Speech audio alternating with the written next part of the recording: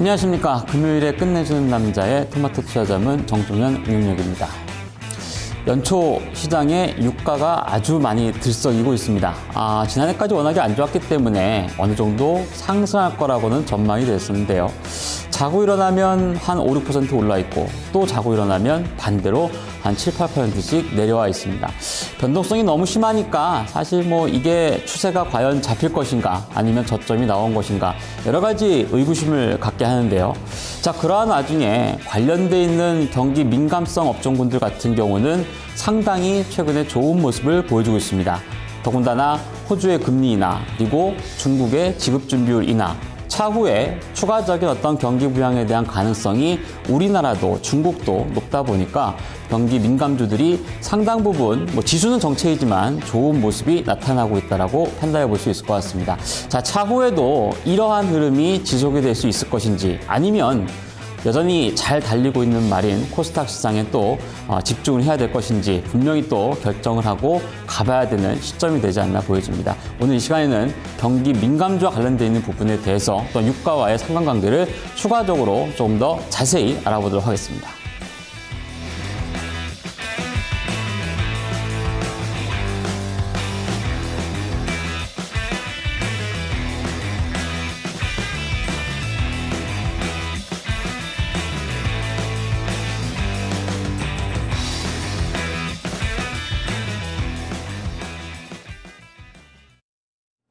최근에 시장에는 3개의 선택지가 있습니다. 코스닥에 잘 가는 종목들, 이 중국과 관련된 이 소비주를 사자라는 목소리가 있고요. 한편에서는 국제유가와 연동돼 있는 이 정유화학 조선 등 경기 민감주를 사자. 이도 아니면은 그동안에 많이 소외되어 왔던 이제 대형주의 순환매 관점에서 봤을 때 유통과 금융주를 보자. 이런 이야기들도 나오고 있습니다. 이 가운데서 오늘은 경기 민감주를 사자라고 이야기하고 있는데요.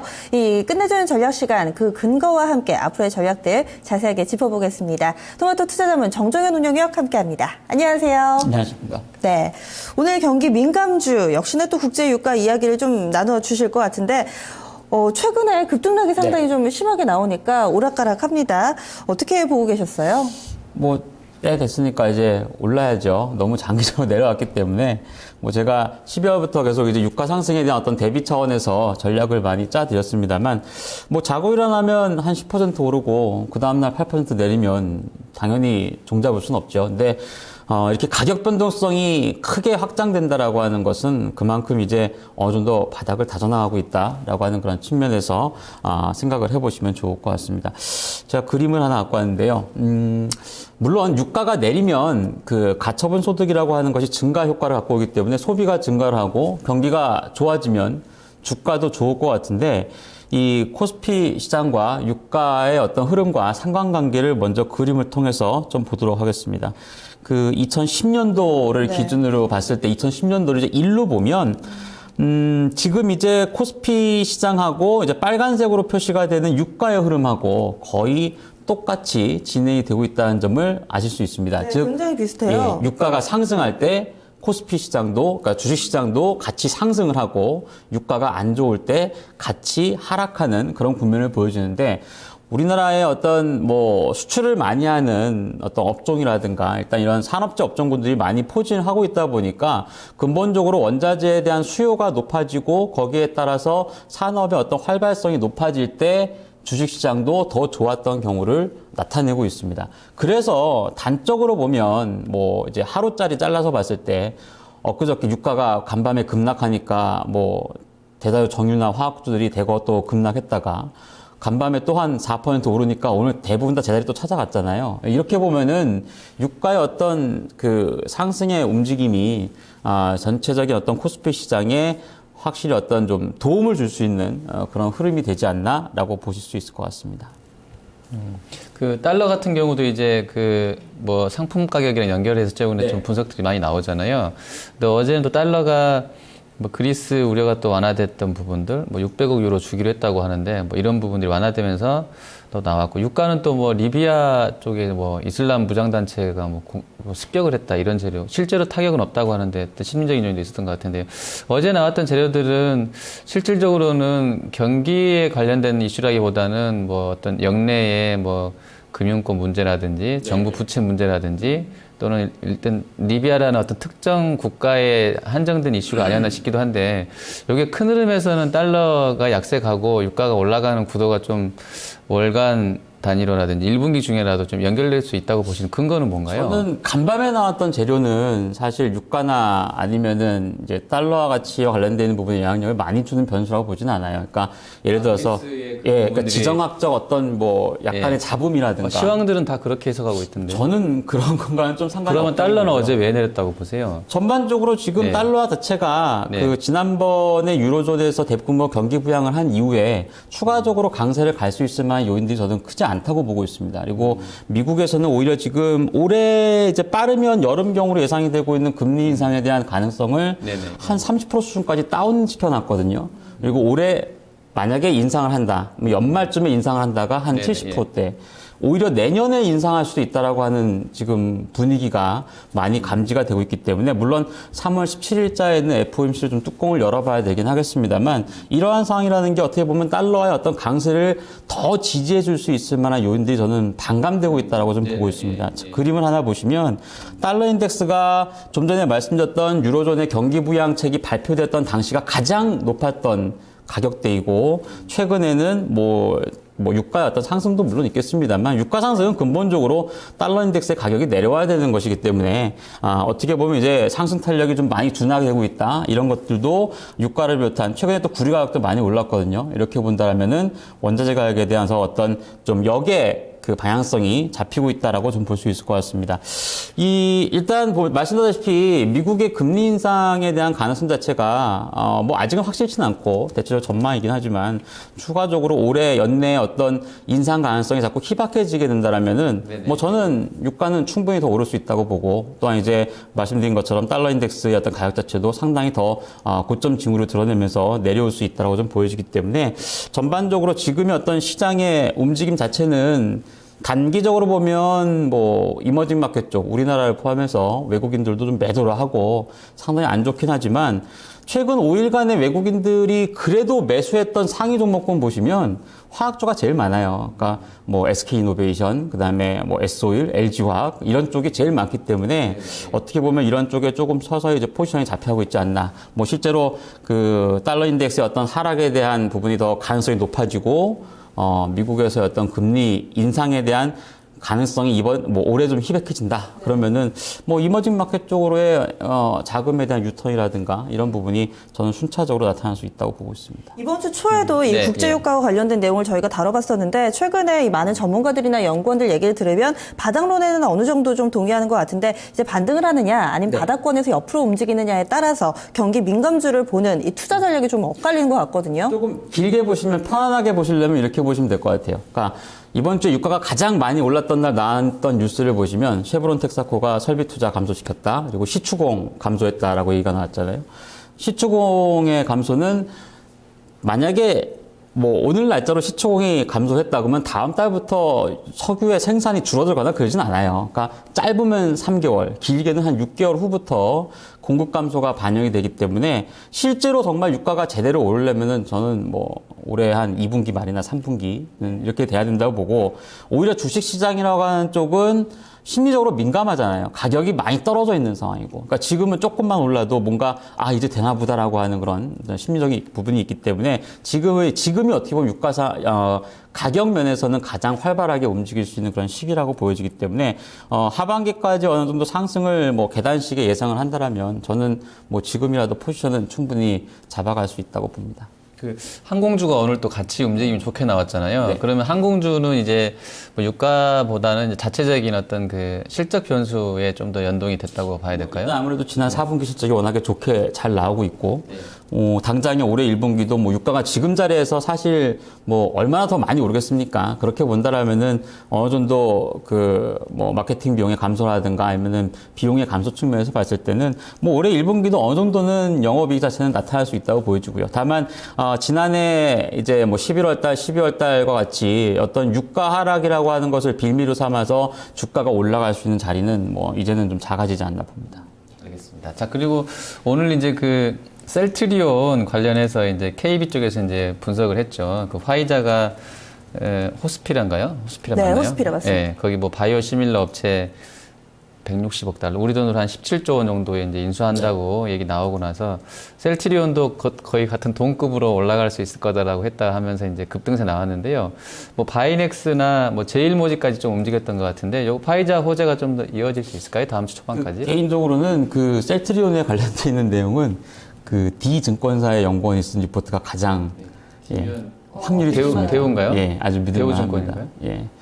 이미 지난해 연말에 올해 상반기 중에 셀트리온의 주가 강세를 예상을 좀 했었고 올해 이제 좋은 내용들이 많이 나올 거다. 호스피라 재료를 전망하진 않았을 거 아니에요? 그건 당연히 그렇고요. 네, 근데 네, 그거 말고도 사실 셀트리온이 올해 주가 오를 수 있을 만한 내용들이 굉장히 좀 많이 있어요. 예를 들어서 지난해 이제 그 유로존의 판매 허가를 받았잖아요. 그러니까 본격적으로 올해 시판이 되고 그리고 미주 지역의 그 바이오시밀러에 대한 허가가 아직 하나도 없는데 그게 이제 신청이 이미 들어가 있는 상황이기 때문에 허가 가능성이 높다라고 해요. 뭐 일본 지역 같은 경우도 그렇고 그래서 추가적으로 좀 그 셀트리온이 좀 좋은 재료가 좀 많이 있고요. 이번에 화이자가 인수하면서 지금 가격에 지금 그 인수를 당한 회사 주가의 한 거의 40% 가까이 한 39%더 올려서 인수했다고 합니다. 그래서 그렇게 보면 바이오시밀러 회사가 굉장히 좀 많이 성장 가능성과 대접을 받고 있다라고 하는 측면에서 오늘 셀트리온에 대한 어떤 관심도 높아졌다 볼 수 있겠고, 뭐, 그 밖에 이제 또 재료라면은 화이자가 셀트리온의 그 유럽 지역 판매망을 맡고 있더라고요. 뭐 그렇게 봤을 때에 화이자의 지배력이 높아졌을 때 결국엔 셀트리온에도 굉장히 큰 득이 될 수 있다라고 하는 그런 측면이 있어서 뭐 당장의 주가가 급등세를 더 이어나간다고 제가 장담 드릴 수는 없겠는데요. 지난해에 비해서 굉장히 좋은 흐름은 충분히 나타날 수 있다고 저는 보고 있습니다. 바이넥스는 좀 어떻게 보세요? 바이넥스가 훨씬 오늘 외국인 수급도 뭐 기관이랑 같이 들어왔던데. 제가 바이넥스는 정확히 보지는 않았는데 뭐 지금 말씀하셨던 그 삼성 쪽 바이오 시밀러 한다고 했던 업체 아닌가요? 연결해서 뭐 위탁 그렇다고는 생산한다고. 하는데 지금 예. 뭐 어차피 그 삼성이 바이오시밀러 하면서 이제 그 제대로 된 회사 갖고 있기 때문에 이전보다는 연관성이 좀 떨어질 것 같긴 한데요. 그래도 뭐 말씀하신 것처럼 셀트리온, 바이넥스, 제일모직 이 세 종목은 아마도 이쪽에 좀 연관성이 있다고 봐야 될 것 같습니다. 예. 네. 네. 예. 그리고 또 오늘장에서 화장품주들 신고가가 속출하는 모습이었습니다. 제가 굉장히 오랜 기간 주식시장을 본 건 아닌데 시장을 본 이후에 최고가를 구경할 수 있을 것 같아요. 혹시 300만 원짜리 주식 보신 적 있나요? 액면 분할을 하기 전이나 뭐 이런 종목이라도 있었나요? 저도 못 봤던 것 같은데요. 그렇죠. 예. 300만 원 구경할 수 있을까요? 아모레퍼시픽 얘긴데요. 오늘 장중에 신고가를 다시금 썼습니다. 293만 원까지 올랐는데 사실 이게 퍼센티지로 따지면 크게 의미가 없을 수도 있는데 왜 또 심리적으로 또 이 라운드 넘버에 굉장히 집착하게 되잖아요. 어떠세요? 좀 어떤 점만 가지고 계세요? 저는 충분히 볼 수 있다고 생각이 되고요. 개인적으로도 제가 그 중국 내수 관련주를 설날 앞두고서 공략을 하면 좋은 결과가 나올 것이다. 근데 뭐 저는 그 실제로 아모레퍼시픽 쪽보다는 한국콜마하고 코스맥스 쪽을 조금 더 많이 이제 실제 거래를 더 많이 했고요. 오늘 이제 에이블 CNC 상한가까지 한번 나왔는데 사실 이제 대형주 선도주가 워낙에 탄탄하니까 후발주자들이 순차적으로 올라가고 있다라고 보시는 게 좋을 것 같고, 뭐 이거 최근에 나왔던 재료를 보면은 중국이 이제 뭐 지급 준비를 인하했고 뭐 현지 미국 쪽이나 이런 쪽에서는 뭐 이번에 설 연휴를 전후로 한 뭐 못해도 2월 중에 뭐 전체의 모든 금리 인하가 아니어도 대출 금리라도 내릴 가능성이 높다. 뭐 이렇게 좀 보고 있는 것 같아요. 뭐 그렇게 본다라면 결국엔 중국의 내수 경기가 부양이 되는 거니까. 특히나 이제 우리나라 화장품 업체 같은 경우는 지난해까지만 해도 이제 뭐 수출 비중이 높은 회사라든가 이런 쪽이 대접을 받았는데 최근에는 이제 최근에 나오는 실적 보고서나 이제 뭐 리포트 같은 거 보시면 중국 현지화에 성공한 업체들이 더 주가가 좋아요. 실제로도 그렇고. 그래서 그렇게 봤을 때 현재 뭐 아모레퍼시픽이라든가 LG생활건강이라든가 현지 법인이라든가 이런 쪽이 탄탄한 회사들이 주가가 더 좋은 모습이기 때문에 뭐 아모레퍼시픽의 300만 원 돌파도 뭐 충분히 저는 가능하다고 보고요. 단지 이제 또 아무래도 이제 설날을 앞둔 시점에서의 어떤 변수도 충분히 작용하지 않나 보여지기 때문에 지금의 어떤 탄력이 뭐 연휴가 다가오면 올수록 이제 차익 실현의 어떤 빌미도 한 번쯤 나올 수 있을 것 같고 뭐 그런 부분은 조금 경계해서 보시는 게 좋을 것 같습니다. 그리고 화장품주 가운데 오늘 좀 눈에 띈 게 전반적으로 좀 강했는데 현대 아이비트라고 좀 사이즈가 작긴 한데 혹시 보시나요? 저는 보진 않았습니다. 네, 이 종목이 하한가를 기록을 해가지고 다른 종목은 다 잘 가는데 이렇게 좀 단기 급등했던 종목들이 갑자기 확 차익 매물을 받으면 또 위험하지 않을까, 또 이런 변동성에 대비해야 되나? 지금이 그런 타이밍인가? 이런 고민 들거든요. 가능성이 아예 없진 않겠죠. 예를 들어서 한국콜마라는 종목이 오늘 5%가 올랐잖아요. 그러니까 좋은 종목인데 지난해 10월 달 같은 경우 추석 연휴 앞둔 시점에서 이제 춘절에 대한 기대감으로 주가가 막 오르다가 정말 말씀하신 것처럼 하루에 한 13, 4%가 급락한 경우가 있어요. 그러니까 실적이 안 좋아서도 아니고 그냥 어떤 이벤트성 기대감으로 올랐다가 주가가 한번 푹 꺼진 경우거든요. 그래서 말씀드린 것처럼 시기가 가까울수록 오히려 이제 이러한 외적인 변수는 한 번쯤은 차익 실현의 어떤 빌미가 될 수 있으니까 조심하시는 게 좋겠죠. 예. 그 콜마 이름 달고 나온 그 콜마 뭐죠? 비 네, 뭔가요? 이번에 그 그것도 스펙하고 콜마, 네. 한국 콜마 계열사 맞습니다. 맞나요? 네. 저번에 쪼개지면서 비상장으로 있다가 이번에 새로 들어오는 건가요? 한국 콜마 B&H라고요. 여기는 뭐 기능성 화장 뭔가요? 네, 건강식품 쪽하고 네. 다 같이 하더라고요. 이것도 괜찮다고 좀 보세요. 보고 계신가요? 그 기업은 예. 제가 최근에 보진 커버를 안 하고 못했습니다. 계세요? 예, 잘 보지 않았습니다. 알겠습니다. 좀 나중에 파악되시면 좀 알려주시고요. 자, 그럼 바로 지수 전망 해볼 텐데 제일 지금 궁금한 게 뭐 거래소는 50선에서 저러고 있으니까 그렇다 치더라도 코스닥이 이제 언제 한번 조정다운 조정이 나올 것이냐, 아니면 그냥 예전에 한번 그때가 언제였죠? 하여튼 뭐 쉬지 않고 그냥 올라서 거의 일자로 쭉 올라갔던 것처럼 거의 조정 없이 그냥 갈 거냐라는 그 두 가지 선택지에서 어느 쪽으로 좀 기울일 것이냐에 대한 부분이 가장 궁금하실 것 같은데 좀 어떻게 전망하고 계세요? 일단 2000포인트대의 어떤 돌파를 시도하거나 하게 되면 당연히 시장의 관심이 조금 바뀔 수 있기 때문에 상대적으로 코스닥 시장에 대한 관심도가 좀 떨어질 수 있다라고 봅니다. 근데 뚫리면요? 네, 그러니까 뭐 예를 들어서 2차원에 이제 정말 가시권이 들어온다거나 어떤 의미 있는 재료가 나와서 상승세를 보인다라면은 뭐 코스닥 시장이 좀 꺾일 수 있다고 보는데, 글쎄요, 한 580선이라고 하는 가격대가 사실 2000년대 후반 이후에 가장 강력한 매물이었는데 여길 또 상향 돌파했다라고 본다라면은 사실 조정이 좀 들어와도 뭐 아주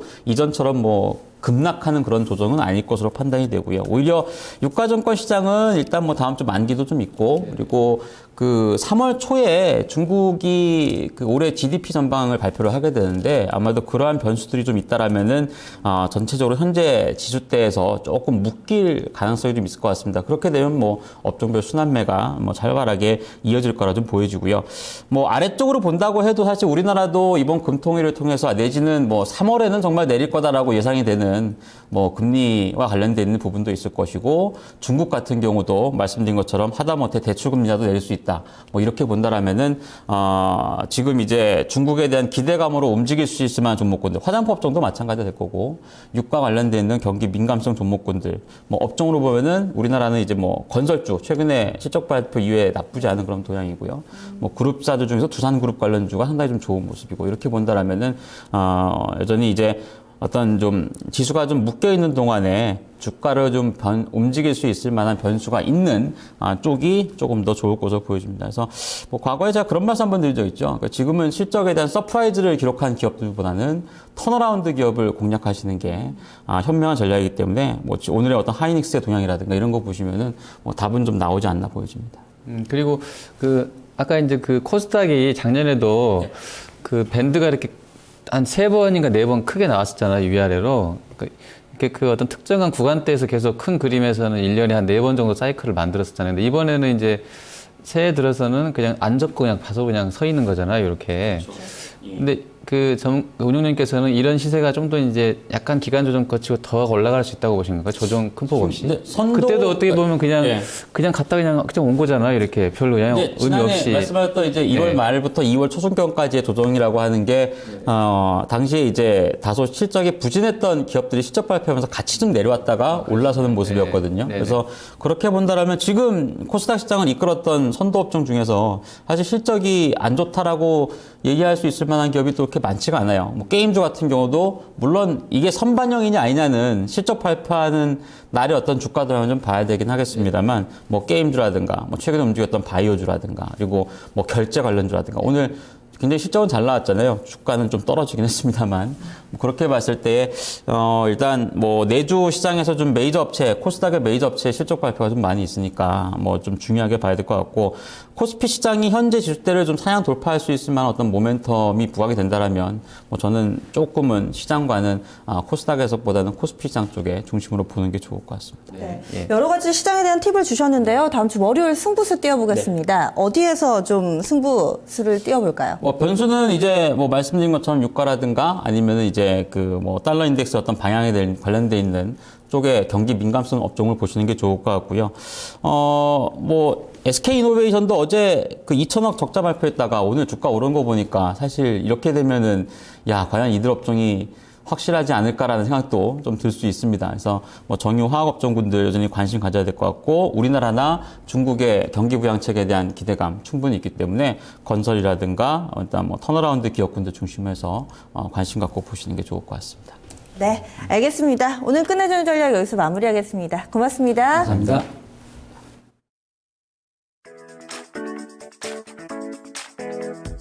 2월 9일 월요일 경제지표 일정입니다.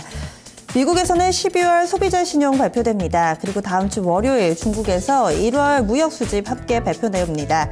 일본에서는 1월 은행 대출과 함께 무역 수지 나옵니다. 실적 발표 보겠습니다. 다음 주 월요일 한국타이어, NH투자증권, 신한이 실적을 내놓습니다. 추가 상장 일정입니다. NK, C큐브, PS텍, 국제 DY 등 신주인 수권 물량 추가 상장합니다. 아스트는 스톡옵션 물량을 추가 상장합니다.